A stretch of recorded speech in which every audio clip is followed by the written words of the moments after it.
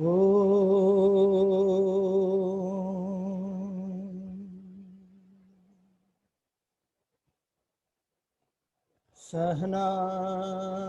भवतु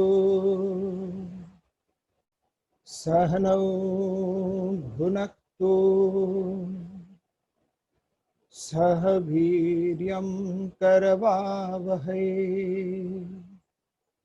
तेजस्विनावधीतमस्तु मा विद्विषावहै। ओम शांति शांति शांति।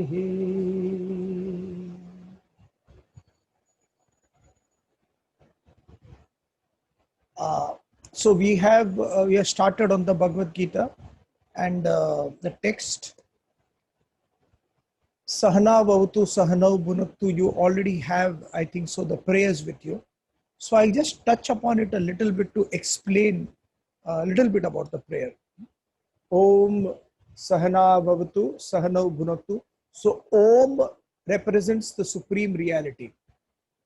The supreme reality which is beyond any of the states. So when you chant the shloka or mantra Om, Om is made up of through three symbols: A, U, and M. A comes from here, from the throat. Therefore, it's called the guttural. U comes from here, inside, when you roll your tongue. And M comes from you when you close your lips. So these three sounds, so there is no sound below the guttural, there is no sound after it. So A, U, and M represents all the three phenomenons of what I am going through in my everyday life, where the expression is maximum. That is my waking state, what we are awake now. Where the expression is mediocre, where it is called the dream state, which everybody does. Everybody goes through their dream patterns. And the last expression, which hardly has any expression, which is called the deep sleep state. So A, U, and M represents the waking, dream, and deep sleep. And Om is the sound that permeates in and through all these three experiences and beyond. So Om represents the supreme reality. May He protect us both. May He means the divinity, whatever is the divinity. And that supreme reality, may it protect us both. Us means the teacher as well as the student.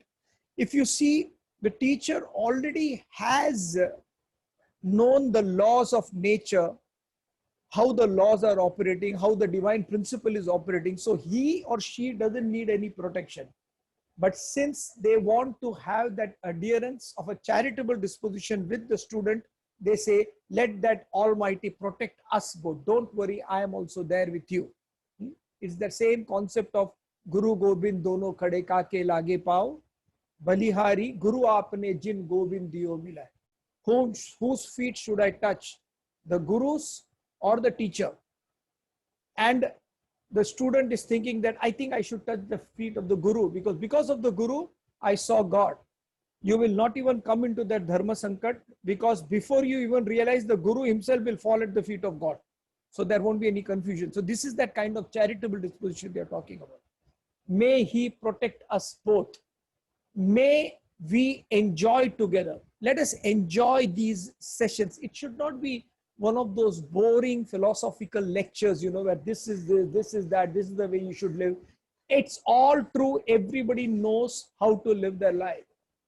The problem is what? The problem is I know how to live, but I'm not able to.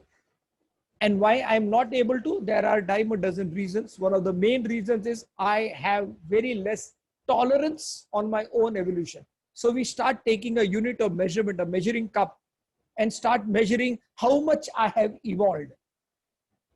A true spiritual person doesn't have these measurements. So that personality, may He protect us. Let us enjoy this.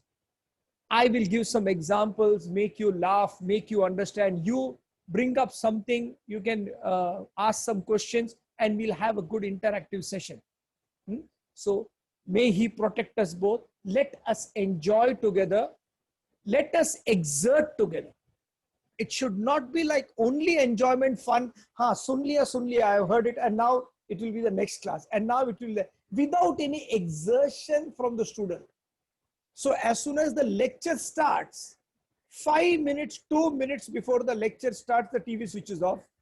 2 minutes before that, you have attuned to the phone and laptop, and you are watching for 5:30, continuously from 5 to 5:30, half an hour, you are devoting your time. As soon as that lecture, we say pranams, om, and see you next class, you are back to the world in full force. And after that, when do you pick up the book and study? There was this lady, she said, sir, you know, I have developed a studying pattern. It's very interesting. I said, okay, tell me what it is. Yes, we'll just share it. She said, first now I listen to your lectures, just like that for half an hour. Then in the night or next day morning, I listen to your recordings again. The recordings are being put. So I listen to the recordings again and I write down the whole thing. And after writing down the whole thing, I go through it again. So I go through the same verse, whatever you are speaking about the supreme reality, 3 times. That's the way to study. That's what dedication is. That's what consistency is. Only then evolution can take place. So if it is just a whim and fanciful thing that, okay, I'm going through trouble, I will listen to Bhagavad Gita, and after that, I'll go back to where I belong. It doesn't work. Let us enjoy together.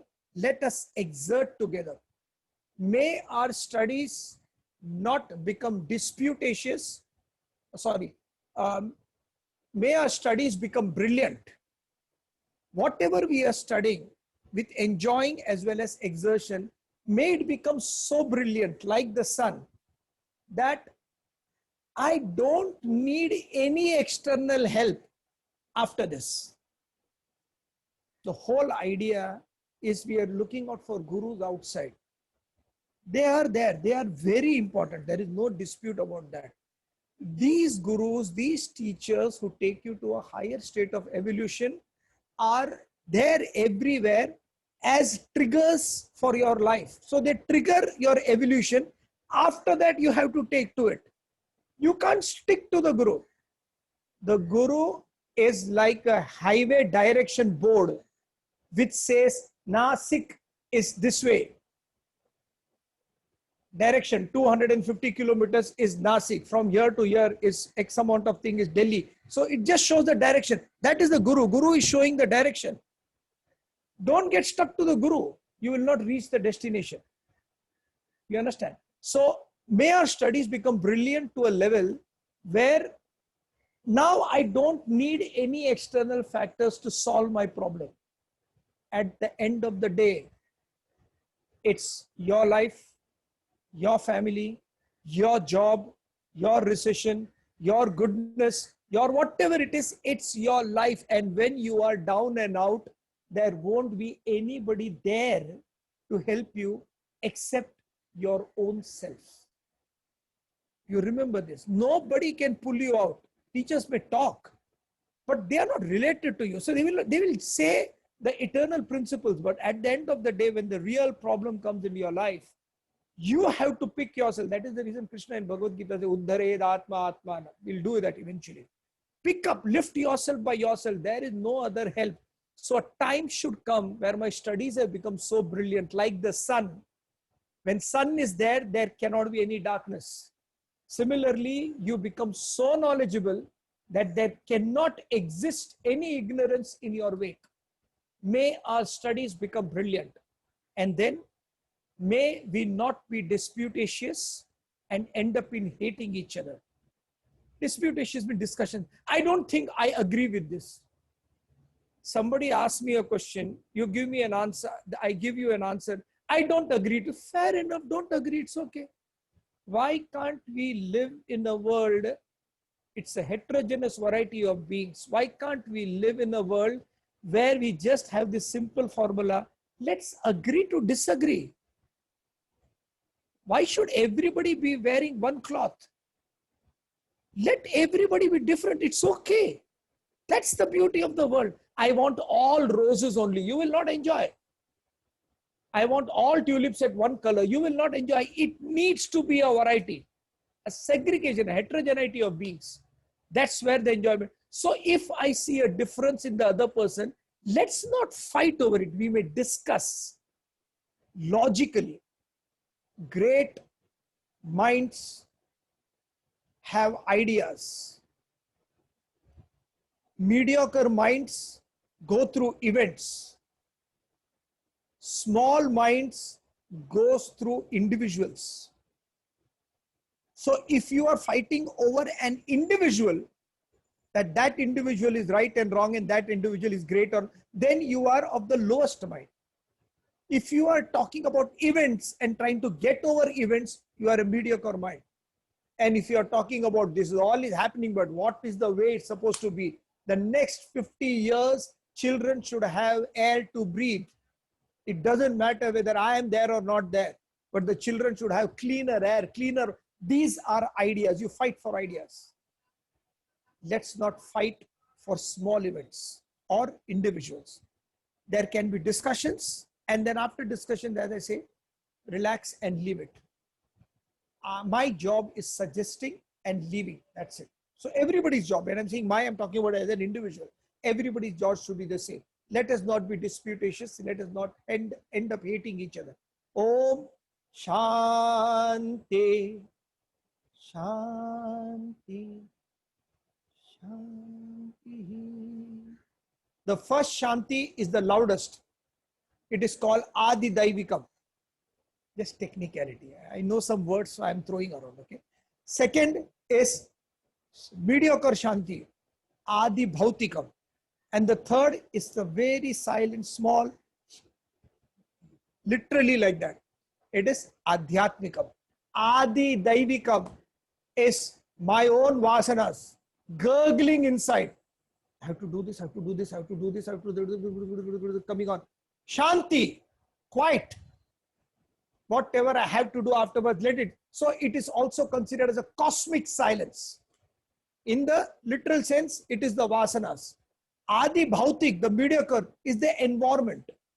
At this time of studies, there should not be any disturbance around me. So no phone calls, no doorbells, no Amazon parcels, nothing of that sort to disturb whatever my studies are. And the last Shanti is when everything is quiet and you focus. This still goes on. Last Shanti is to quieten the mind. Remember, it is not a demand that please keep quiet. It is a command saying that quiet everybody. I am doing the highest work known to mankind for the next half an hour. There is no way anybody is going to disturb me in this time. All the problems, all the agitations, all the depression, all the stress out for half an hour. Let me study for half an hour, and after that, I dare you, come. You should say that eventually to all the problems. Let it come. What's wrong in that? The more the opposition, stronger I can become. That kind of a thought. So these three Shantis, Sahana Bhavatu, is over. Okay. So we are launching on the Bhagavad Gita. Very, very interesting text. The whole Bhagavad Gita is divided into 18 chapters, I told you. The first verse, the first word is in the Bhagavad Gita is Dharma. Dharma Kshetre, Kurukshetre, Samaveta, you will do that. First word is Dharma of the first verse of the first chapter. The last word of the last 18th chapter, last shloka is Mama, my. So the whole Bhagavad Gita is sandwiched between these two terms. Dharma, Mama, my dharma, my nature, my essential nature. So what is the essential nature? What is the essential nature? At every given point of time, life puts me in a situation where I have to decide now what I have to do.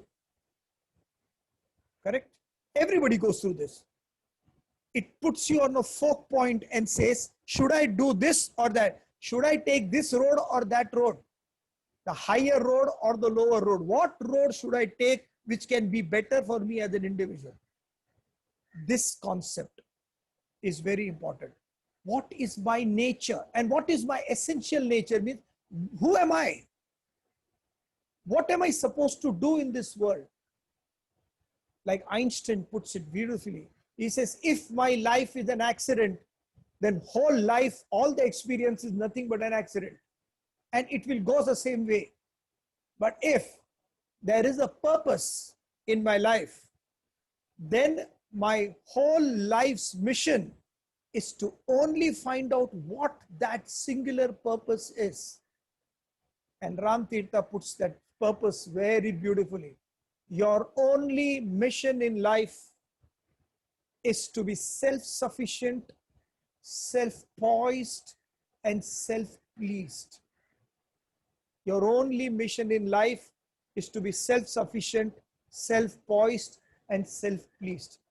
So this is my nature. The whole Bhagavad Gita is talking about what are you supposed to do at any given point of time. What should guide you? There is a certain mechanism within me called the mind which guides my impulses. I just do this. Kyun? Dil kehta hai. Wah. My heart says I do it. This is the mind. There is another compartment, another faculty in me called the intellect, which decides, deciphers, and judges which is the right thing for me to do. Not what I like to do, but what I am supposed to do. This attitude is the intellect. So my dharma is the whole thing sandwiched. Bhagavad Gita is what is my nature? What am I supposed to do? What is my real identity? So we start with the first verse. Now, the Pandavas, as I told you, are the 5 in number. Kauravas are 100 in number. So the ratio, which we mentioned yesterday, last class, 1:20. For every 20 people, there is one good person. Actually, no. It's a very pessimistic way of looking.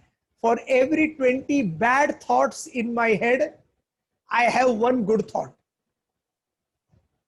And that one good thought should win over 20 bad thoughts, because the higher level of living, my value systems attached to my intellect, Lord Krishna is there with that one thought.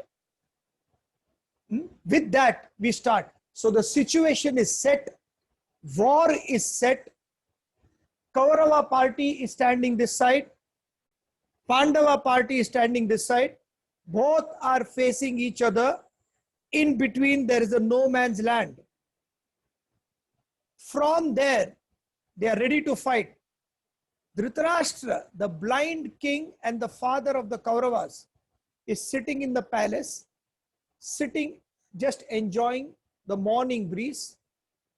Sanjaya comes, and then when Dhritarashtra knows Sanjaya has come, he is asking this question. Dharma kshetre kurukshetre samaveta yuyutsavaha mamaka pandhavaschaiva kimakurvata Sanjaya. Dharma kshetre kurukshetra. I'll just read it and then I'll launch into explanation.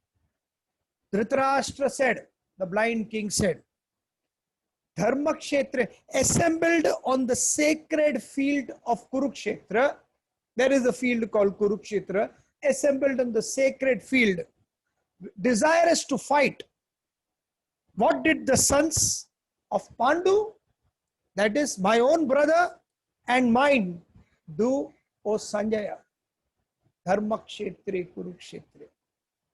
You should know that Dhritarashtra is afraid that Krishna is on the side of the Pandavas. So they are going to win.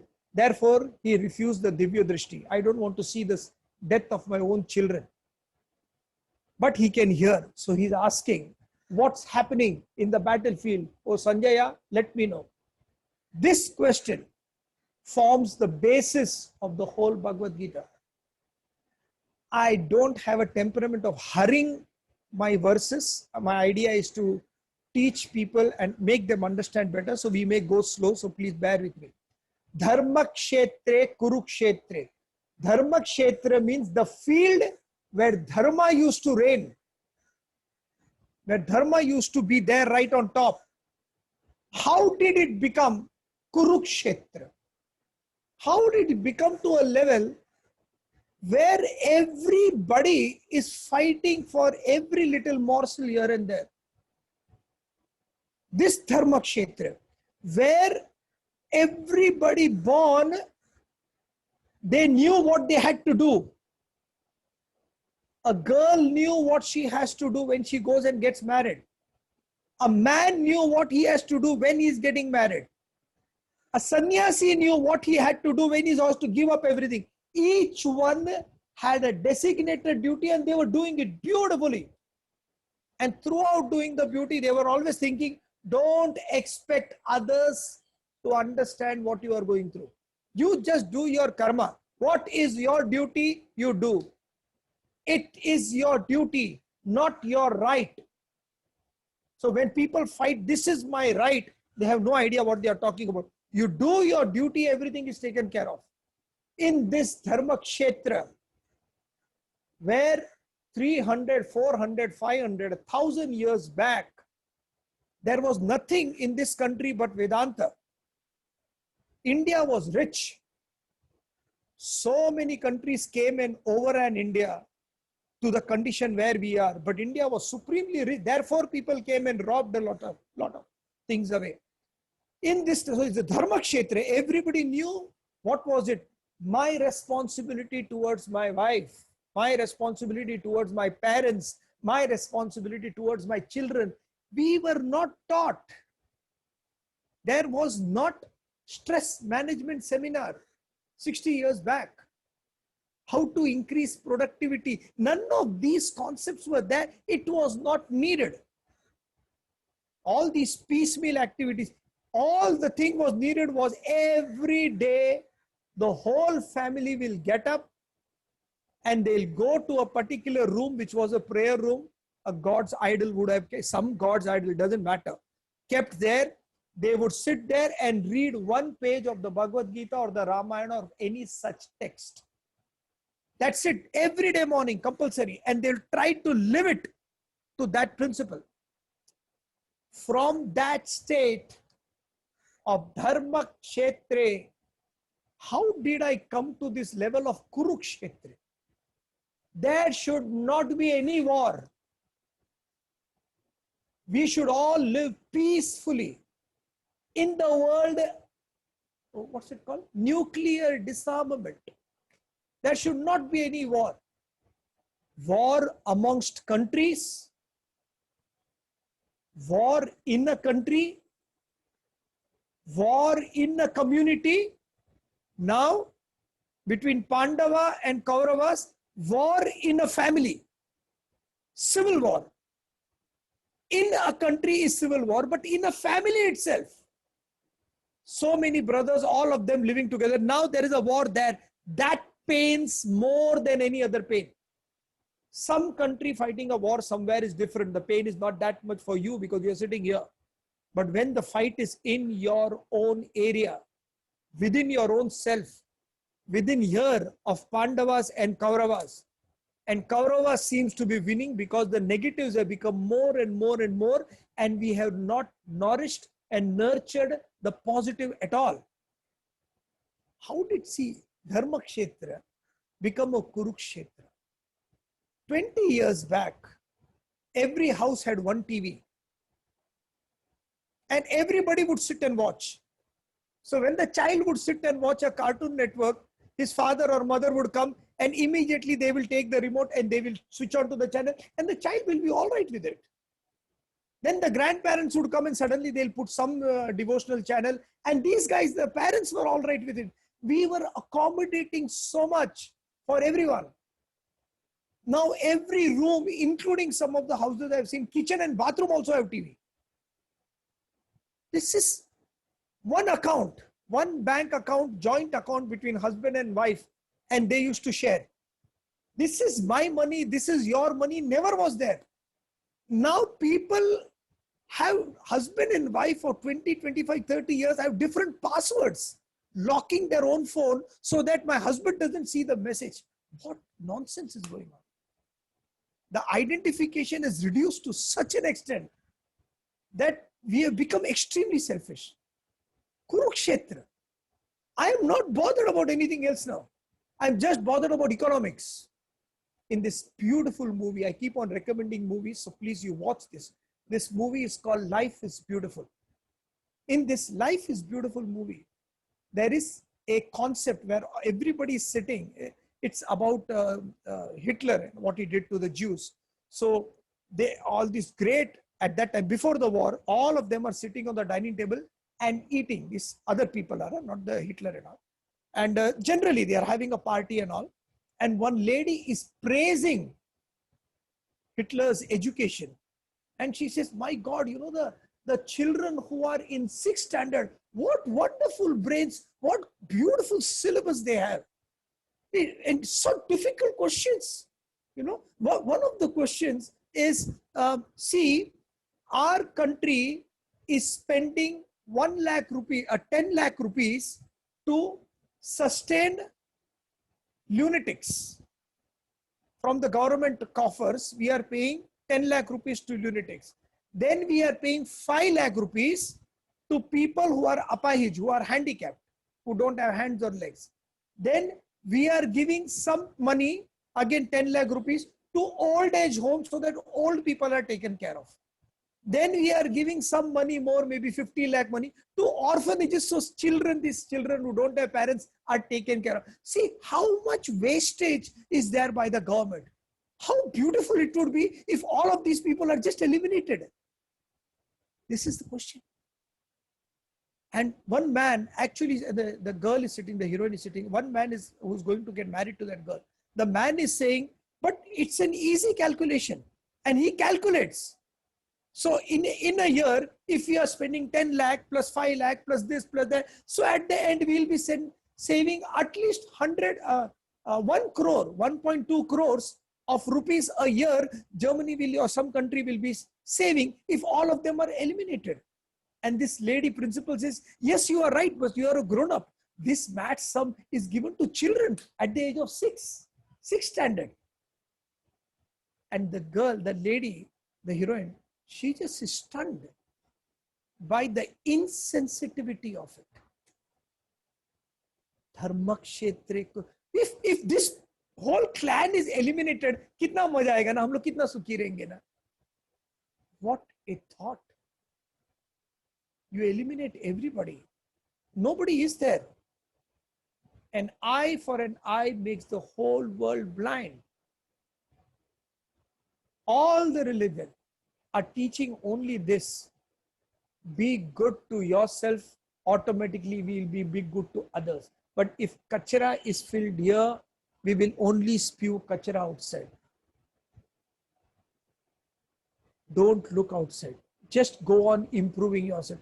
How did Dharmakshetre, this country where it was, one Mahatma Gandhi stepped down from a station and said, I am going to free India, giving up his job in South Africa. One young boy in Jallianwala Bagh puts up a blood-soaked soil in the bottle and says, I will live and die for my country. And he died for his country at the age of 21, Bhagat Singh. From there to this stage, how did we reach this? This is just the two words, Dharmakshetre and Kurukshetre, from the first verse. The subsequent verse will complete the next class. Thank you very much. Oh.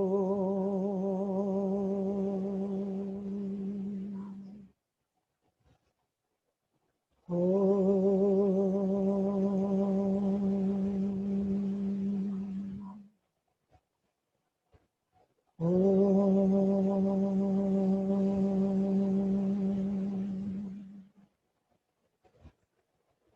Om.